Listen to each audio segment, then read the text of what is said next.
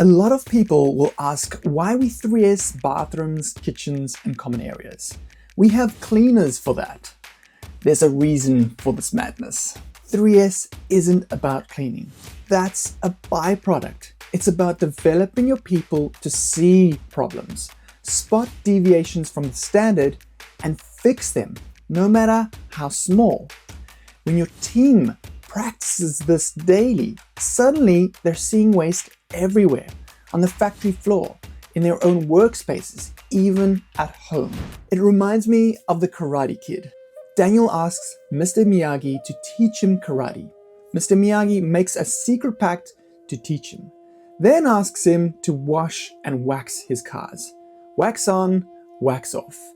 Daniel's confused. He doesn't get it. How does washing a car help him become better at karate? And it's the same thing with 3S. Most people don't get it. Why are we cleaning? But you're not just cleaning.